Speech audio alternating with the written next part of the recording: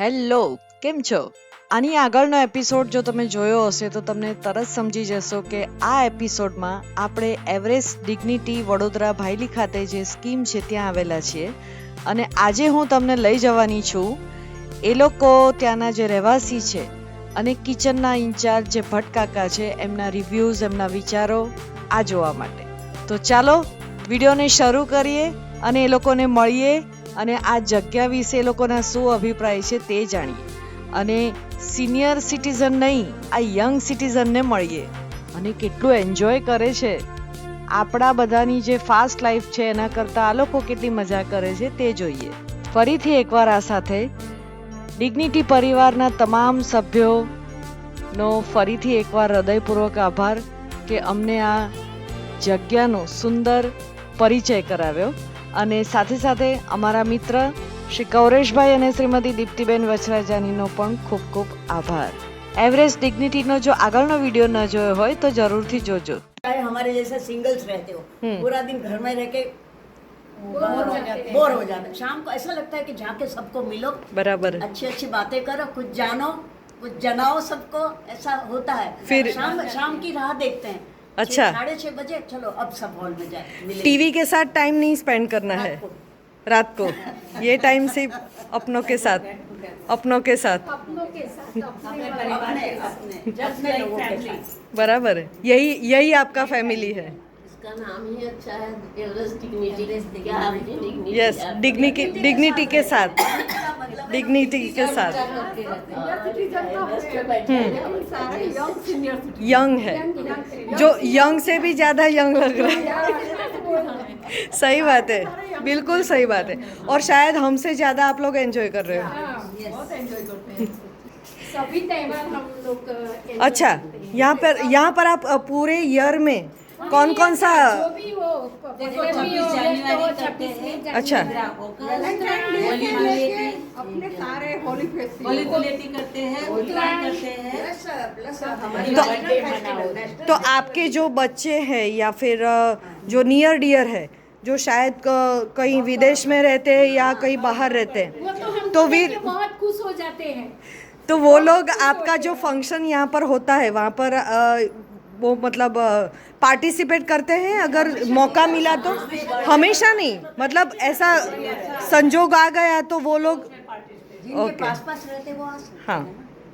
Photo भेजते हैं हमारा फोटो वीडियो भेजते हैं तो देखकर खुश हो जाते हैं. नवरात्रि में गरबा करते हैं, लास्ट फंक्शन हुआ था ना, पिकनिक में भी जाते हैं.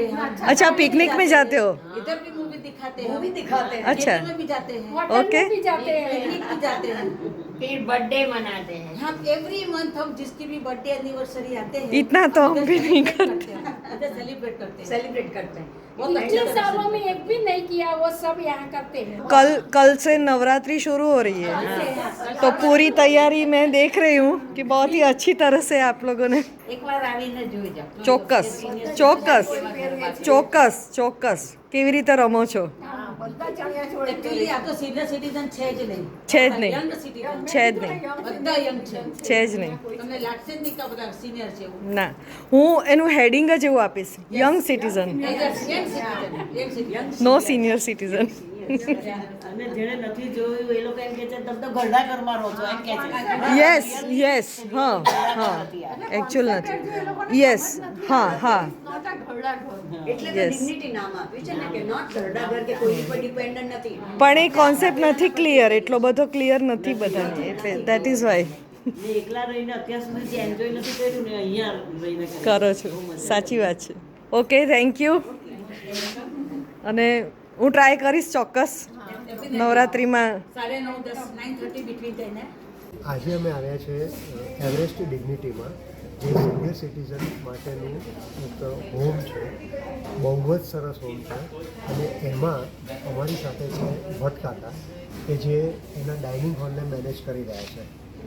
ભટ્ટ કાકા, અમને જણાવશો કે તમે જે આ ડાઇનિંગ હોલ મેનેજ કરો છો તો એ કેટલા વર્ષથી તમે કરો છો અને કઈ રીતે કરો છો? નમસ્તે, હું ભુવનેશ ભટ્ટ. આ ડાઇનિંગ હોલ તો હું ફક્ત 2 વર્ષથી જ ચલાવું છું, જેમાં સિનિયર સિટીઝનોને આવે એને એ લોકોને બહુ તેલવાળું ન જોઈએ, સ્વાદિષ્ટ જોઈએ, લુક જોઈએ, એ પ્રમાણે એ બધાને હું ફૂડ આપું છું. અમુક લોકોને ઘર જેવું ન પણ લાગે, ઘણા લોકોને ઘર જેવું પણ લાગે છે. અને હું આ 40 વર્ષથી આ ફૂડ લાઇનમાં છું અને મને લગભગ 40 વર્ષનો એક્સપિરિયન્સ છે. એટલે આમ બધાને જેટલું એ લોકોને ફાવે એવું બનાવીને આપવાનો પ્રયત્ન કરું છું. અચ્છા, હવે આમાં તમને ખાલી એવું પૂછવાનું કે અહીંયા વડીલો જમતા હોય, હવે એમાં શું હોય કે એમની તબિયતના હિસાબે ઘણા વડીલોને કોઈ રિસ્ટ્રિક્શન હોય અથવા તો અમુક જ ટાઈપનો ખોરાક લેવાનો હોય. તો હવે તમારું આ જનરલ કિચન હોય તો એમાં તમે એ સ્પેસિફિક વડીલને તમે એ અલગથી વ્યવસ્થા આપો છો? હા, એ હું આપું છું.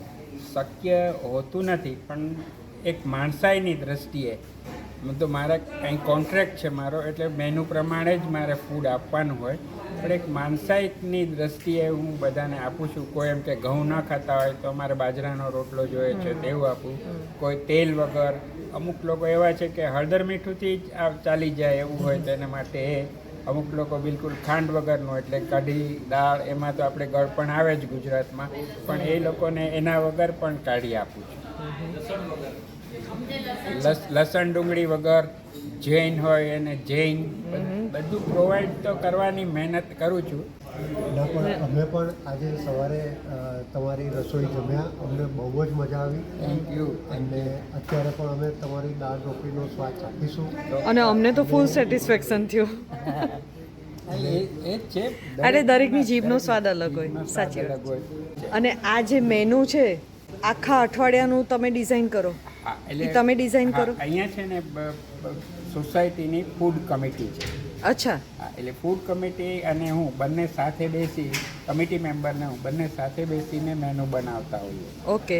હા, એટલે દરેક લોકો તો મને કહી ના શકે કે ટિંડોરાનું શાક નથી ભાવતું, આ મહિનામાં 2 વખત થઈ ગયું.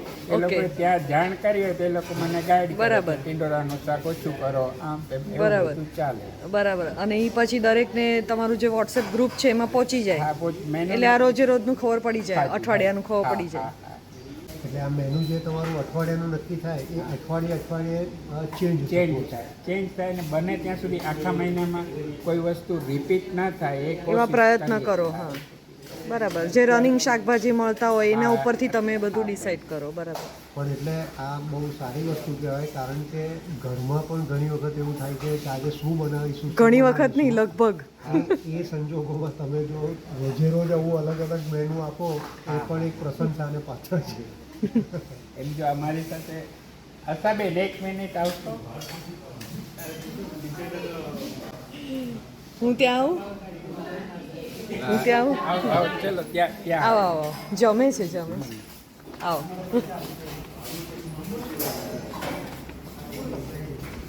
તમે જેમ કહો છો ને કે જમવાની ઓલી તકલીફ પડે, આ આશાબેન છે ઓકે.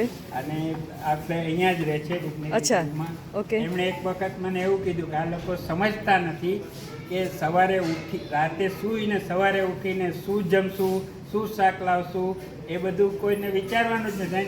નીચે આવીને તૈયાર થાળી જમી જાય છે, પણ એ બહુ મોટી મહેનત હોય છે પેલું મેં તો કર્યું છે એવું. વિચારીને. હાઉસવાઈફ કે રાત્રે સારું કંઈ શાક નથી, ઉઠો જલ્દી છોલે પલાળી દો તો કાલ સવારે મેનેજ થશે, અધરવાઇઝ શું બનાવીશું? એડવાન્સમાં પ્લાનિંગ આપણે. પ્લાનિંગ એ તો નથી કરવું પડતું, કંઈ જ વિચારવાનું નથી, જે હશે જય ભગવાન, આજે મળ્યું કાલે મળશે, કાલે મળશે જ. તમે કેટલા વખતથી છો એટલે અહીંયા આવ્યા છો રહેવા માટે? અચ્છા, 1.5 વર્ષથી. પણ ફૂલ સેટિસ્ફેક્શન? મારું તો ઘર અહીંયા જ છે, છોકરાઓ અહીંયા નજીકમાં જ રહે છે, ઓહ, અમે અહીંયા મજા કરવા રહીએ છીએ. વીકેન્ડ આજે Sunday ઊંધું. અમારું family get together. Okay okay.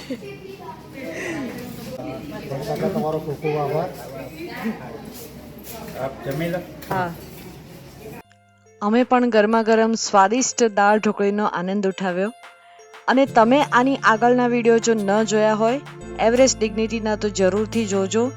જેમ તમે જોયું કે અમને ગરબા માટે આમંત્રણ આપી રહ્યા હતા, તો અમે એવરેસ્ટ ડિગ્નિટીના ગરબા પણ શૂટ કરેલા છે અને વિડીયો પણ અપલોડ કર્યો છે, તો એ પણ જરૂરથી જોજો.